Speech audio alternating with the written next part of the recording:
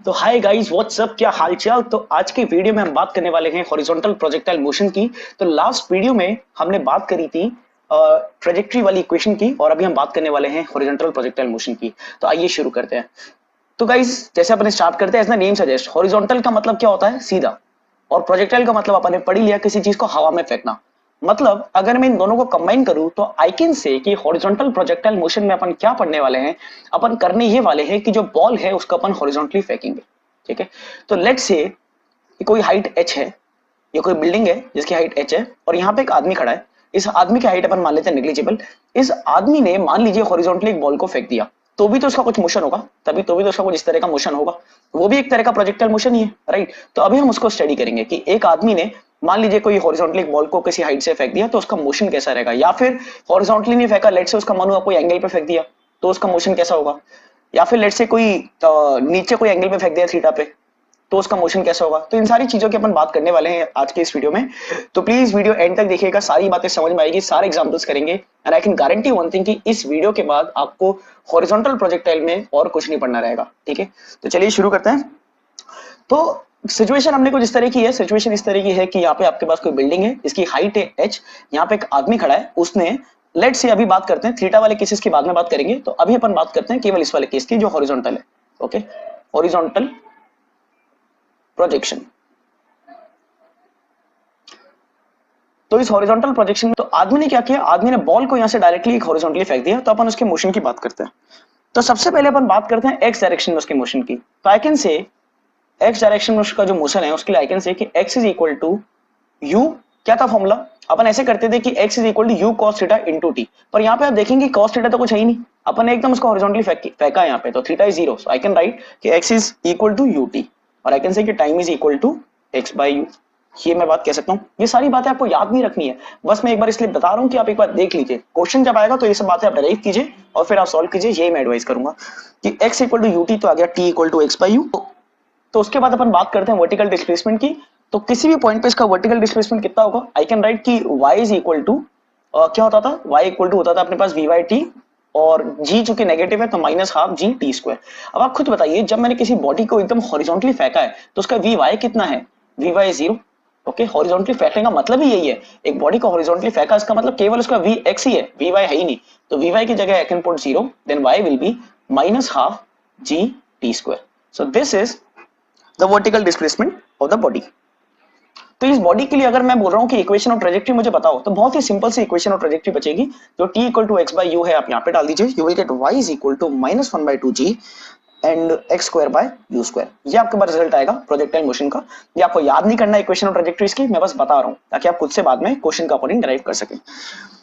तो गाइस अभी अपन बात करते हैं डिस्प्लेसमेंट ऑफ प्रोजेक्टाइल की। तो जब मैं बात कर रहा हूं डिस्प्लेसमेंट ऑफ प्रोजेक्टाइल की, डिस्प्लेसमेंट ऑफ प्रोजेक्टाइल से देखिए मेरा मतलब क्या है कि मान लीजिए जो बॉडी है उसका कुछ इस तरह का मोशन है। अगर उस बॉडी का कुछ इस तरह का मोशन है तो किसी भी पॉइंट पे या फिर कोई भी एट एनी टाइम टी, मैं जब बोल रहा हूँ डिस्प्लेसमेंट वेक्टर बताओ, मतलब मैं बोल रहा हूँ कि जो उसका स्टार्टिंग पॉइंट था, लेट्स से ये ओरिजिन है तो ये इसका स्टार्टिंग पॉइंट था, इसको तुम अभी वाले पोजीशन से जोड़ दो, इस वेक्टर का जो वैल्यू है, इस वेक्टर का जो मैग्नीट्यूड और डायरेक्शन है मेरे को वो बताओ, that is the displacement vector.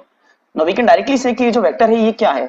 This vector, as per the triangle rule, is a sum of this vector, horizontal vector and the vertical vector. और ये horizontal vector क्या है, अगर आप ध्यान से देखेंगे, this is x, जो आपने यहाँ पे डेरिव किया x वो है ये, और ये वर्टिकल वाला क्या है, ये y है जो आपने डेरिव किया। तो this is horizontal displacement, this is vertical displacement। तो I can directly say कि जो मेरा displacement vector होगा that r can be written as ut I cap minus ये जो y वाला है half g t square j cap। तो ये हो गया मेरा डिस्प्लेसमेंट वेक्टर। और डिस्प्लेसमेंट का मैग्नीट्यूड के फॉर्म में लिख सकते हैं कि लेट से मैंने पूछा कि what is the magnitude of this displacement vector, what is the magnitude of this displacement vector, तो वो भी आप निकाल सकते हैं कि r is simply equal to under root of square of this plus square of this. तो we can write it as under root of u square t square plus half g t square का भी whole square. Okay, so this is the magnitude of the displacement vector. फिर अपन बात कर सकते हैं guys इसकी instantaneous velocity की, कि किसी भी इंस्टेंट पे इसकी वेलोसिटी कितनी है। तो इंस्टेंटेनियस वेलोसिटी की अपन बात इसमें कर सकते हैं। तो इंस्टेंटेनियस वेलोसिटी का मतलब, इंस्टेंटेनियस मतलब एट एनी टाइम टी, तो कोई भी टाइम टी पे उसकी वेलोसिटी कितनी है उसकी अपन बात करेंगे। तो देखिए एक्स डायरेक्शन में क्या होगा, मैं एक बार डायग्राम बना देता हूँ जस्ट फॉर द रेफरेंस। तो रेफरेंस के लिए डायग्राम ऐसा है कि यहाँ पे कोई हाइट h है, यहाँ से आप एक बॉल को फेंक रहे थे।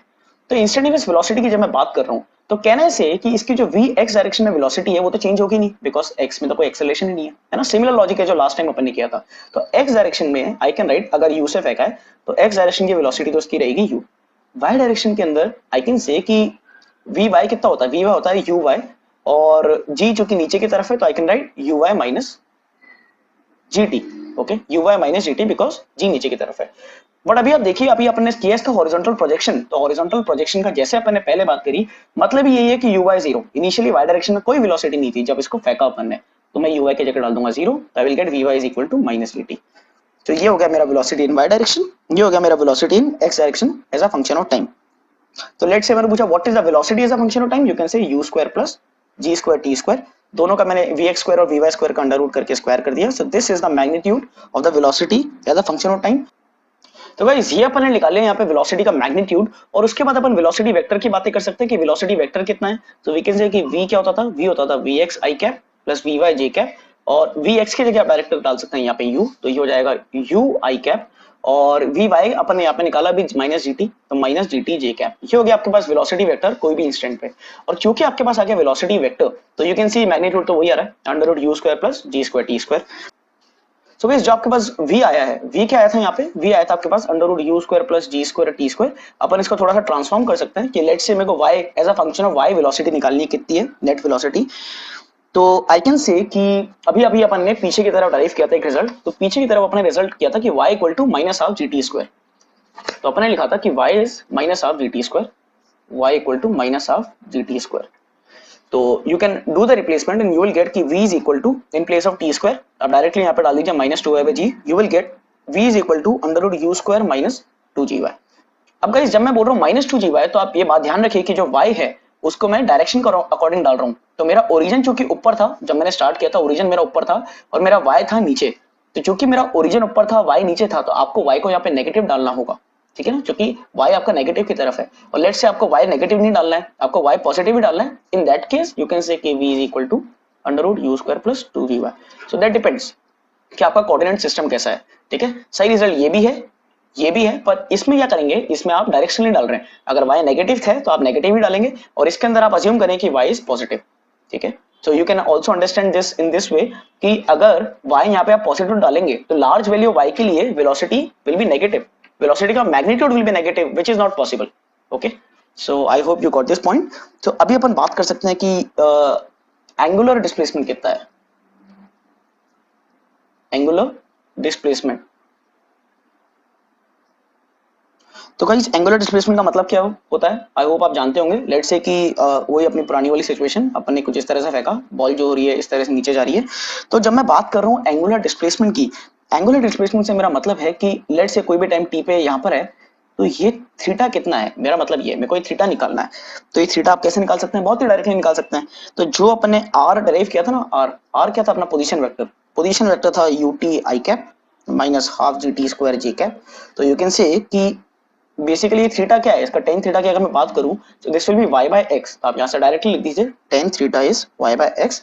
सो I can write tan theta is gt अपॉन 2u, टी कैंसिल भी हो जाएगा, तो you will get theta is equal to tan inverse gt by 2u। ये आपके पास थीटा की वैल्यू आ गई, which is angular displacement, which is obviously negative. मैंने यहाँ पे अज्यूम किया पॉजिटिव है, तो डायरेक्शन आपको खुद को चेक करनी पड़ेगी।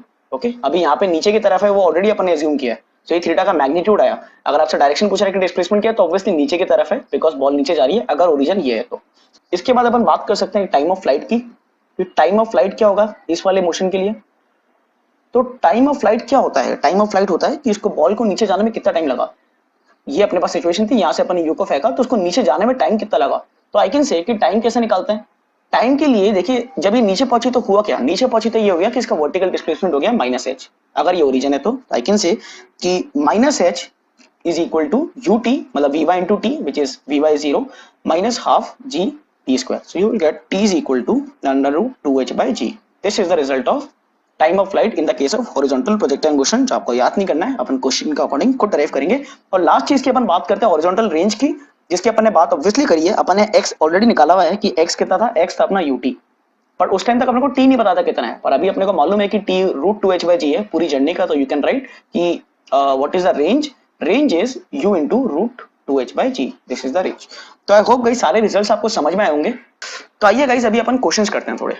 तो गाइस अपने पास सिचुएशन कुछ इस तरह की है कि ये कोई बिल्डिंग है जिसकी हाइट h है, यहाँ से एक आदमी ने बॉल को फेंका v स्पीड से हॉरिजॉन्टली, और आपको गिवन है कि यहाँ पे 4 कारें खड़ी थी, मतलब आप मान लीजिए और भी कारें खड़ी हैं पर लाइन से कारें खड़ी है, कार 1 2 3 4, हर कार की लेंथ है 4 मीटर, और आपको गिवन है कि इनिशियल जो स्पीड थी वो थी इसकी 5, और ये जो हाइट है दिस इज 20। तो आपको निकालना है कि जो बॉल गिरेगी, ये बॉल जब यहाँ पे गिरेगी तो कौन सी कार पे गिरेगी, ये आपको निकालना है। आई वुड एडवाइस कि आप एक बार वीडियो को पॉज कीजिए और एक बार इसको खुद से ट्राई कीजिए। तो गाइस जैसा अपने को क्वेश्चन में गिवन है कि ux था अपने पास 5, उसके बाद अपने को ये गिवन है कि displacement in the vertical direction h करना है अपने को, बिकॉज विल अज्यूम कि कार की जो हाइट है ऑब्वियसली नेग्लिजिबल है, तो वी कैन से कि मोशन खत्म कब होगा, जब ये बॉल नीचे आ जाएगी।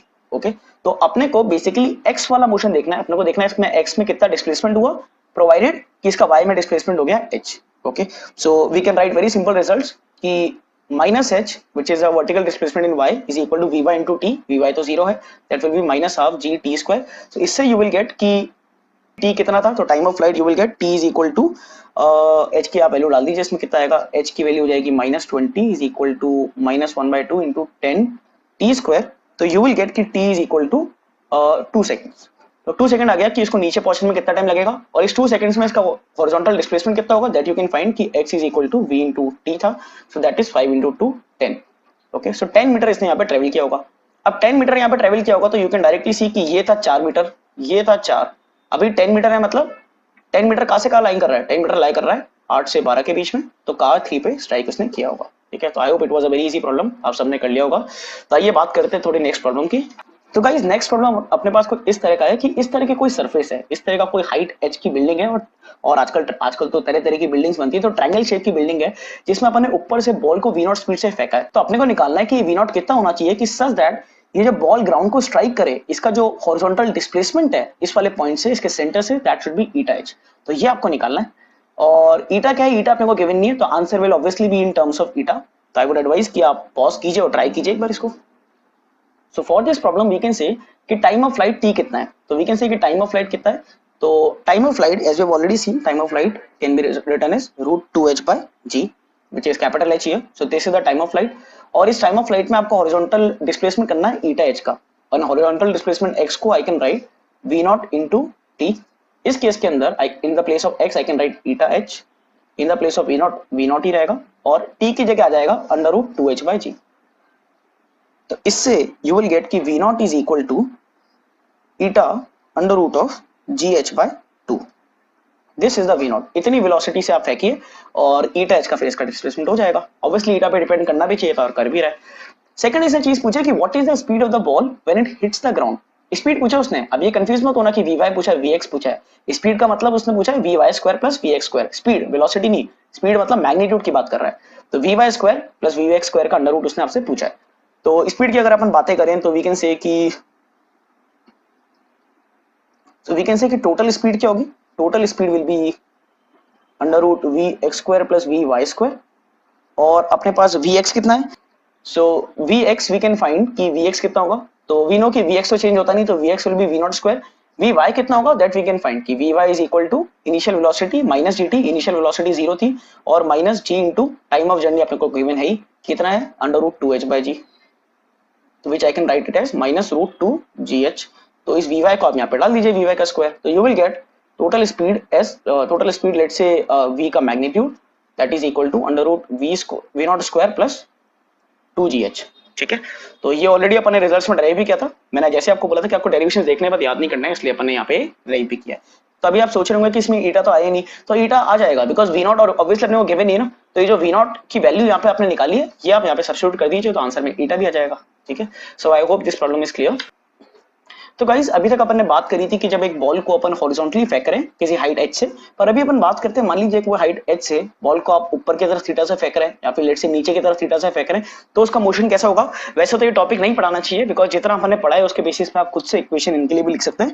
तो I am just giving you a very brief idea कि आप इस तरह की प्रॉब्लम को किस तरह से टैकल कर सकते हैं। तो लेट अस से हम एक केस करते हैं कि बॉल को हम फेंक रहे हैं ऊपर की तरफ एट एन एंगल थीटा। तो अगर आप बॉल को फेंक रहे हो एट एन एंगल थीटा, तो आप इक्वेशन किस तरह से लिखेंगे वो अपन देखते हैं। तो we can say first of all कि इसका वर्टिकल डिस्प्लेसमेंट कितना हुआ वो हुआ -h। अगर इसको मैं ओरिजिन कंसिडर करूँ तो इसकी initial speed in the y direction कितनी थी, अगर u से फेंका है तो it will be u sin theta, और in the x direction you can say कि ux will be directly equal to u cos theta. You can say कि इसका साइन यहाँ पे प्लस होगा बिकॉज u मैंने माना इनिशियली ऊपर की तरफ है, तो नीचे की तरफ आप फेंकते इसको u से तो क्या फर्क आता, फर्क इतना ही आता कि जो u y इनिशियली है वो माइनस u sin थीटा हो जाता in the place of plus u sin theta.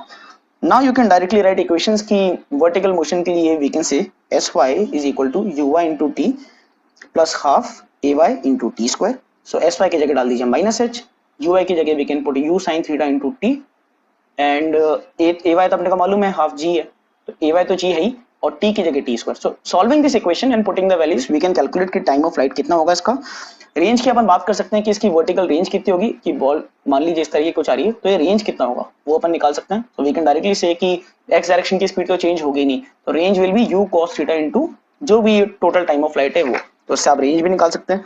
और लेटेस्ट से यहाँ पे भी मेरे को निकालना है कि वेलोसिटी कितनी है इसकी एंड पॉइंट पे, जब मैंने वेलोसिटी कितनी एंड पॉइंट पे जब यहाँ पे बॉल पहुंची।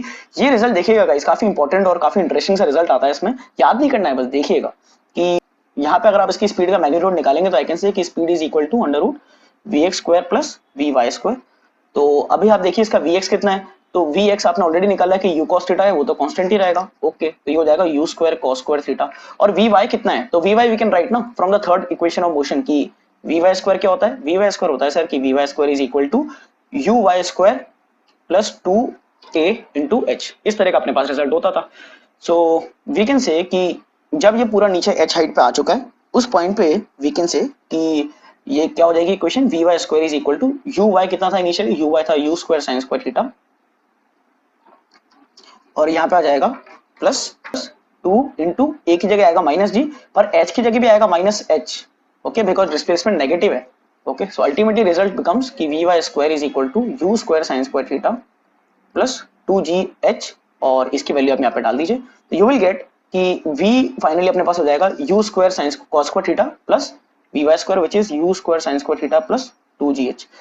तो आपने देख ही लिया होगा कि फाइनली v का मैग्नीट्यूड पहले वाले रिजल्ट जैसे आ रहा है which is under root of u square plus 2gh, okay. तो गाइस आप इस रिजल्ट का इंप्लीकेशन समझ रहे हैं, तो इस रिजल्ट का मतलब अगर मान लीजिए यहाँ पे मेरे पास कोई बॉल है, उस बॉल को अगर मैं स्पीड u से ऊपर फेंकूं भले कोई भी थीटा पे, और या फिर हॉरिजॉन्टली फेंकूं, प्रोवाइडेड की स्पीड अगर सेम है, तो अगर मेरी स्पीड इनिशियली सेम है तो फाइनल जो मेरे पास स्पीड का मैग्नीट्यूड होगा जब वो नीचे की तरफ जाएगा, जब उसका वर्टिकल डिस्प्लेसमेंट h हो जाएगा, तो वो सेम रहेगा, because as you can see कि फाइनल जो इसकी स्पीड है, जो फाइनल स्पीड का मैग्नीट्यूड है, that only depends on vertical displacement, okay. So that is a very important point. इसमें आई वुड एडवाइस कि आप ये पूरा का पूरा एनालिसिस इसके लिए भी कीजिए कि जब अपन ने मान लीजिए थीटा नीचे की तरफ अपन ने बॉल को फेंका, और उसके लिए भी you will get the same result कि जो v रहेगा that should be under root u square plus 2gh। So the result is कि आप कोई भी थीटा पे u स्पीड से फेंक दीजिए, भले ऊपर की तरफ, भले नीचे की तरफ, या फिर horizontally, the final speed at any vertical displacement will be same. तो आइए इस पे भी एक प्रॉब्लम कर लेते हैं, उसके बाद अपन वीडियो को एंड करेंगे।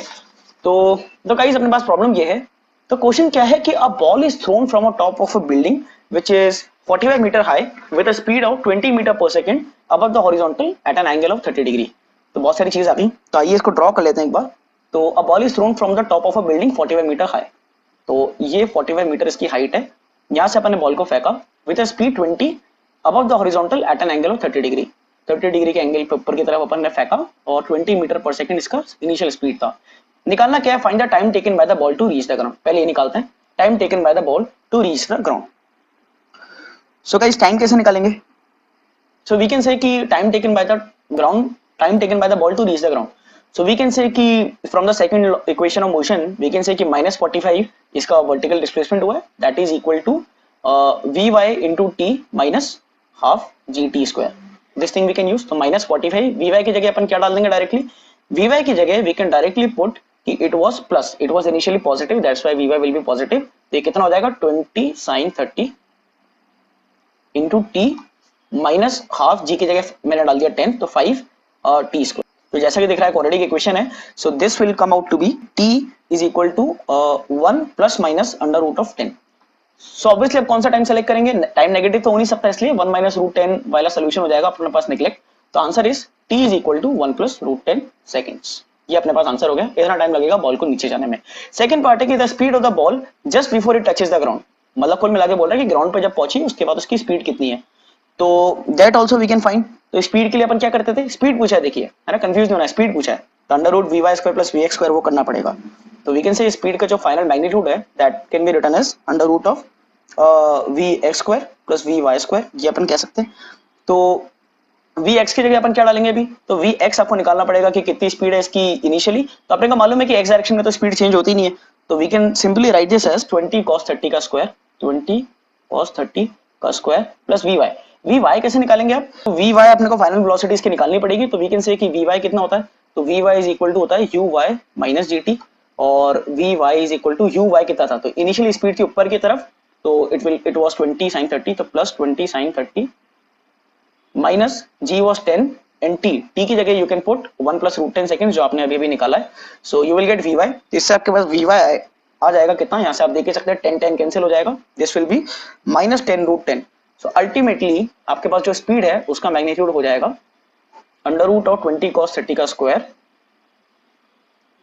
प्लस 10 रूट 10 का square. So this will come out to be 10 root 10 का square, so this will be 100 into 10, मतलब ये हो जाएगा 1000, और ये हो जाएगा 20 cos 30 मतलब 10 रूट 3 का स्क्वायर, तो 100 into 3, so 100 into 3 will be 300, so this will be 10 root 13। so answer of this problem will be 10 root 13 meter per second। तो आई होप आपको एक क्वेश्चन समझ में आया होगा। तो that's it for today guys, तो अपन नेक्स्ट वीडियो में मिलते हैं। और नेक्स्ट वीडियो में गाइस अपन बात करने वाले हैं projectile on a moving platform, तो उसको देखना भूलिएगा मत। और प्लीज आपको वीडियो कैसा लगा नीचे कमेंट्स में मेरे को बताइए, कुछ इंप्रूवमेंट अगर मैं कर सकता हूं तो वो भी मुझे प्लीज नीचे बताइए। और गाइस प्लीज वीडियो को लाइक कीजिए और हमारे चैनल को सब्सक्राइब कीजिए। और I am promising one thing कि पूरा जेई का सिलेबस डालेंगे, एक पॉइंट नहीं छोड़ेंगे, जेई मेंस का भी डाल देंगे, जेई एडवांस के लेवल भी डाल देंगे, और कोशिश करेंगे कि ओलंपियाड्स के लेवल भी कवर हो। आप बस सपोर्ट करते रहिए, और एम्बिशंस बहुत ज्यादा हैं, बहुत ज्यादा डिलीवर करना चाहते हैं फ्री एजुकेशन में, तो गाइस बस आप साथ देते रहिए, ठीक है। तो अपन मिलते हैं नेक्स्ट वीडियो में, ऑल द वेरी बेस्ट।